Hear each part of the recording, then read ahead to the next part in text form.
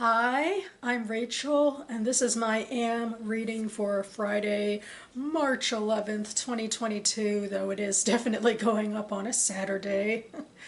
I actually had a bit of a crazy Friday myself. I've been having internet problems that have been getting consistently worse, starting several months ago, but now, like in the last few weeks, the internet's been randomly going out a few times a day even, or like, on Thursday I couldn't get it to come back on at all night.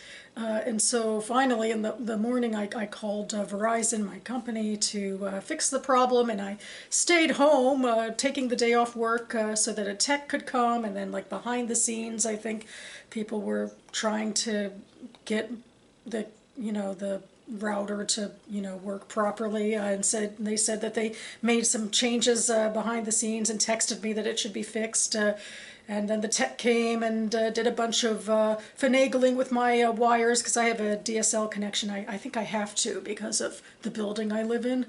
And anyway, it was all supposed to be okay, but then, in the evening again, it conked out, only for a little bit, but, it still conked out again. And so I called the tech again to, I think it must be a equipment problem.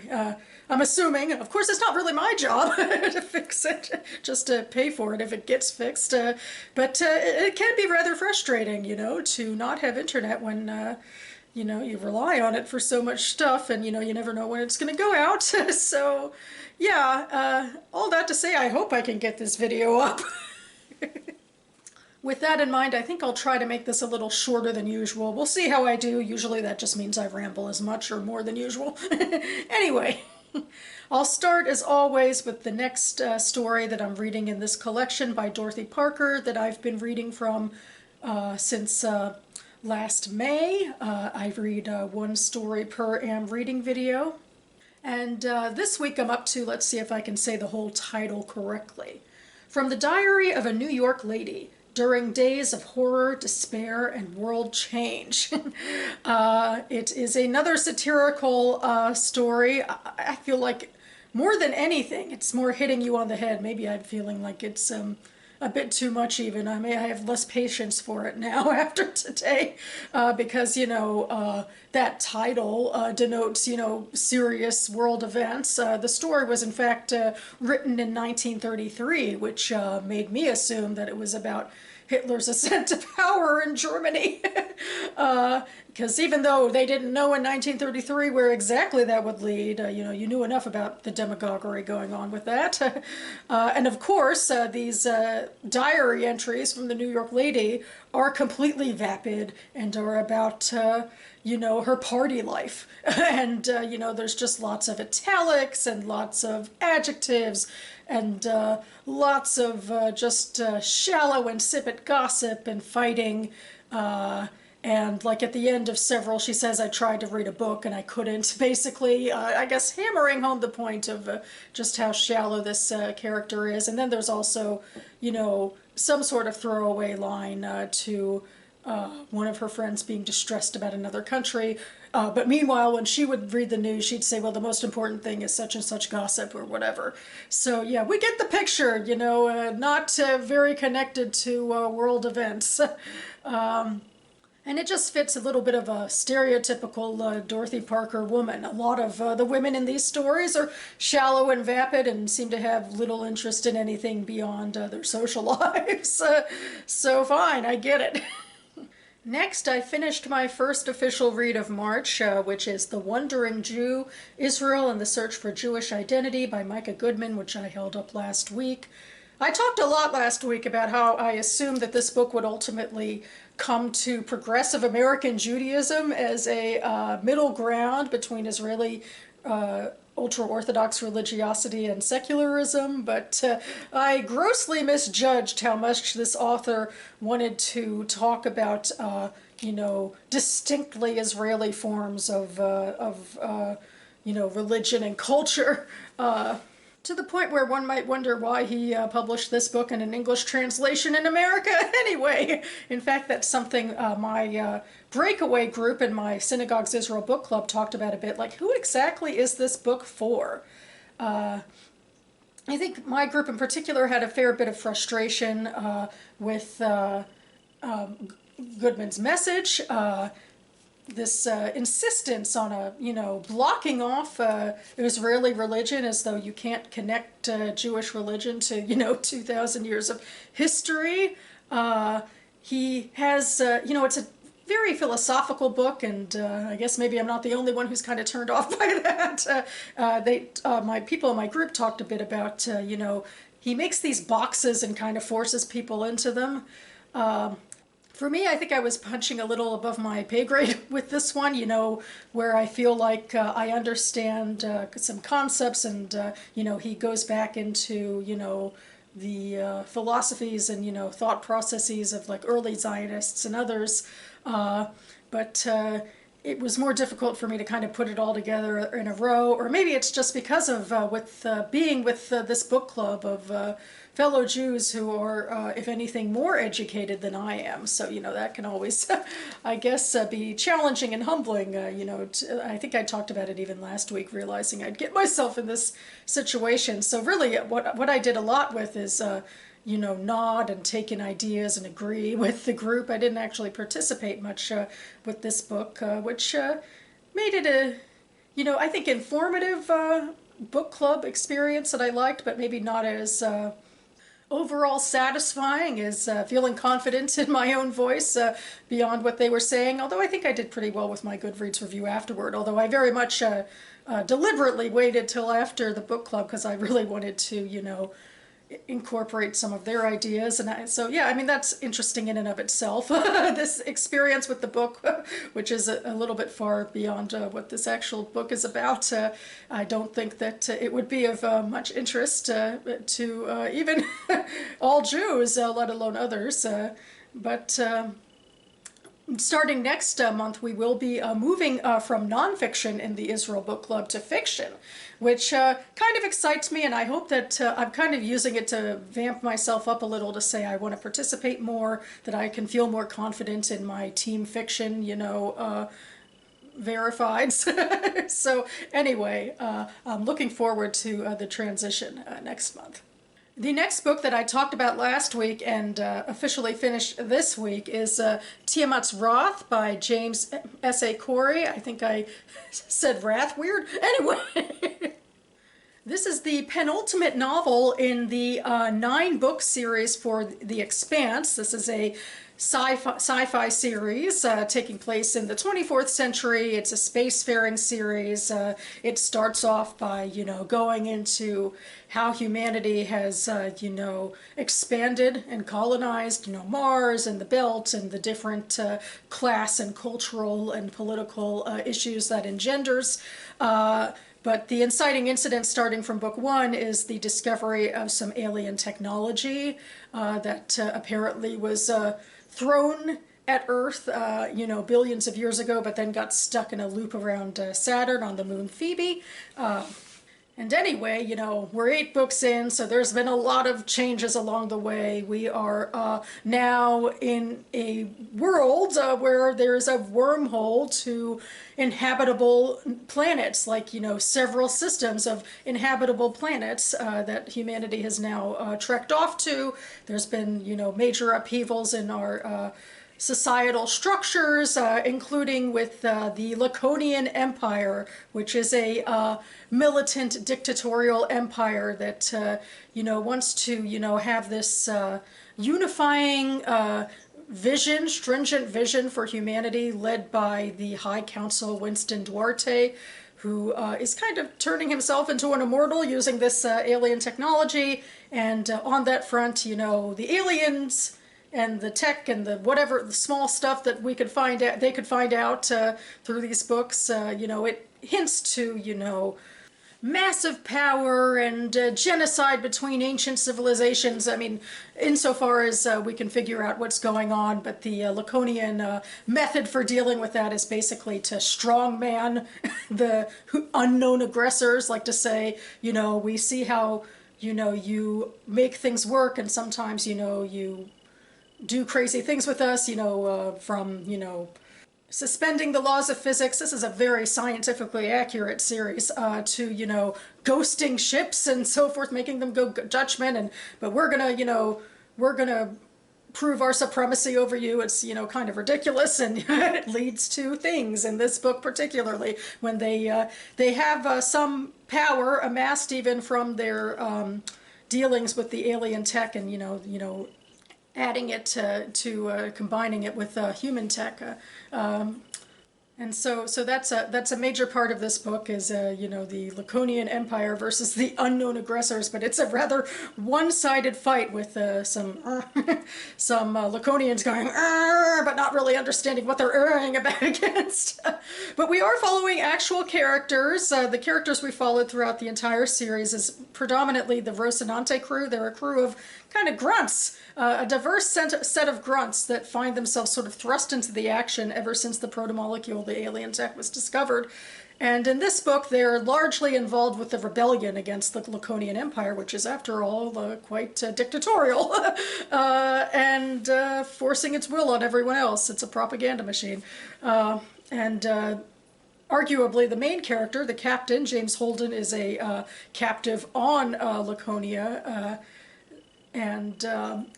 Other than that, we are following a doctor who was deeply involved in the protomolecule research, and she's really our voice into whatever advances that we understand about what's going on with the societies, the alien societies and so forth, and how things work. We're also following High Council Winston Duarte's teenage daughter, which I talked about in the last video, is an interesting juxtaposition with a lot of the other characters who are getting advanced in years, and she's 14, and, props to the authors for, I think, writing a pretty, relatable and non-vapid 14-year-old female character. She has her flaws, but, she's not just, stupid for the sake of being a girl or anything, so, So, yeah, there's also, as referenced, a lot of still, upheaval and, interpersonal, conflict and strife going on. There's a bit of an argument, I think, between two of the main characters, more of an intellectual argument about, how to fight off this evil empire, to use, military force or to try to change the culture, which is, I found interesting, but maybe a little too removed. Overall, I struggle sometimes with the characterization. I feel like in the moment it all feels very legitimate, and I also feel the authors do better with the transitory POV characters than with our main cast, the Rocinante. Maybe taking them for granted a little bit with their characterization. I mean, I realize you have a lot of ground to cover with the plot and all of that, but I do kind of wish there was a little more. But I spent a lot of time in the book series arguing about the main character, who's my favorite character, Naomi, who in the TV adaptation is much more dynamic, and I think the writers and the actress made some significant changes to make her more proactive in her own life. So it was interesting because actually in the 8th book, Naomi has a significant arc and a lot of POV chapters, and I think I've been arguing, and maybe I'm even in a different place now than I was when writing the review on Goodreads of this book, about what I think of where she is. And I find her fascinating. I have always agreed a lot with her, conciliatory politics. She's a wannabe peacemaker, and she gains a really high up position in the rebellion in this book. She also is someone who I do think shows the positive attributes of not being someone who has to be the center of attention. She's a bit of a nurturer in her own way, and she's even, I think, especially in the book, someone who's, a bit of a loner and, eschews the spotlight. And I think that there's merit to all of this stuff, but I wish that, I still think is a character in the books who, is less comfortable in her own skin, I think, which is frustrating because she can be so dynamic and has much more of an understanding of who she is, and what she believes in, I think, in the series. And it's just more compelling in the series, I think. Maybe it's just one of those things that, works better on TV, although they did make, some changes to the character as well. But anyway, I have one final book to grapple with the character of Naomi and all the rest, and the big external plot, which hopefully is not leading to human annihilation, even though it kind of seems like it is, especially given that last line between some of the characters. Spoilers. I am currently on the holds list for this one at my local library. It just came out this year, so I think it's a bit more popular than the other 8 books right now. And after this, actually, I'm hoping to read James S. A. Corey's Expanse novellas, that they use to, expand out the world with some brand new periphery characters and periphery situations, making this world seem even larger. My obsession with The Expanse will be continuing. But for now, I'm going to go on to new futuristic sci-fi worlds. I just started The Space Between the Stars by Anne Corlett, which I chose in my recent page 112 tag video, which I'll link down below. This is my first attempt, I guess, at reading a pandemic-inspired novel-length piece of work since COVID started, and actually I did find it kind of, disquieting, or maybe it's because I started reading this after a rather long day of internet angsting. I don't know. This is also by the friend of booktuber Katie from Books and Things, which is how I found out about this novel, and I bought it for myself at a Barnes & Noble excursion on my birthday a few years ago now, so I'm so excited to finally be getting to it. Love the cover.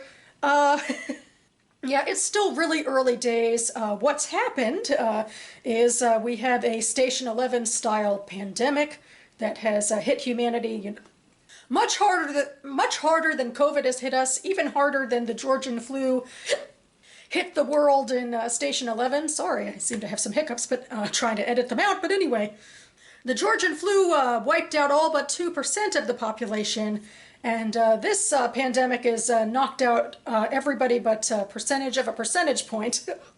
That being said, we are now 10 billion strong as humanity goes, and have expanded from Earth and have colonized other planets, it seems like in new galaxies. So anyway, well, it's still harrowing with 10 billion people. They're still expecting only 10,000 to have survived this sudden, flu outbreak that has some, fantastical elements, I would argue, about like it ravages your body in a couple of days and then it turns you to dust. Which seems a bit extreme, but all right. Yeah, it can be difficult, I guess, to read about during COVID. Of course, we are following one of those lucky survivors who lives on a very remote planet. So she, so far, has not been able to find any, fellow survivors on her planet. But where I am, she was able to, she received a message, through one of her devices, and she thinks it's from like an old lover who's somewhere else.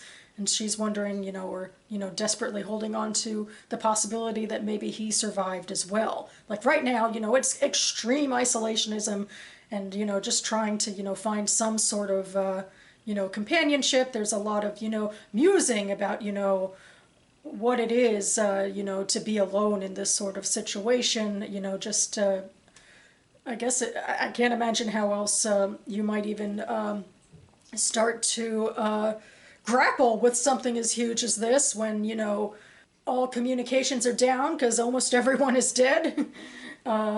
There's some backstory stuff too, which I'm not going to go into yet. I don't know really enough yet, but it makes me hopeful again, that there still will be some characterization to this character beyond, the needs of the plot, which obviously are pretty dire. Presumably she will find other humans, at least from the page 112 tag, that seems to be the case. And I'm looking forward to, getting further along in this. I should be finished by next week, and I will report back. And finally, next on the docket, I return to the Booktube Prize, and specifically to this book. This is Great Circle by Maggie Shipstead. This is historical fiction that I believe is about aviation of some kind.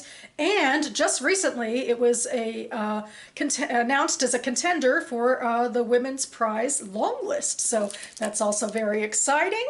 But that's all I will be telling you about this book, because I am reading it as an official judge for the Booktube Prize in my ballot group of fiction, Group E. So anyway, the Booktube Prize was started a couple of years ago by Robert at Barter Hordes. We have over 300 judges worldwide reading several long lists right now for the octafinals in literary fiction, translated fiction, and nonfiction, all published in the US last year. So we're starting this round with the octafinals, which is ending at the end of this month, and then we have 3 more rounds of whittling down the lists until we, officially pick some winners and runners-up in October. I will be discussing what I think of this book and the other books on my ballot far before October. I'm allowed to give my opinions next month after, the official results are in. But in the meantime, I don't want to influence anything unduly. So with that, if you want some more information about the Booktube Prize and my preliminary thoughts about my group for the octafinals, I'll link to some videos and information down below. So that about covers it for me now. I'm going a little bit from stress to stress, I believe, because tomorrow morning I have to get my cat Missy to the vet. And actually, I had to cancel an appointment a couple months ago because I wasn't able to get her into her carrier. So it's been stressful ever since, but I have been, working through that, specifically with trying to entice her into her carrier with some fun treats, and it's actually working out pretty well. So I'm hopeful, but, it's stressful. Last time was stressful, and so I have to best the cat here to get her to the vet, hopefully without doing too much anxiety to either of us. Hopefully from there things will take a much more optimistic turn. I will be going to Baltimore to celebrate my dad's birthday with my family. So hopefully that'll be a bit of a nice breather after some of the anxieties I talked about, although I tend to be one of those introverts who likes to curl up on her own to recuperate, but I'm also very excited to see my family. So there's that too. Next week should be fun for me as well, because the holiday of Purim is coming up, which is a fun festive holiday, and in fact I believe I will be incorporating the holiday festivities with my upcoming AuthorTube video, which should hopefully be up within the next few days, so stay tuned for that. In the meantime, thanks so much for watching, everybody, and I'll see you next time.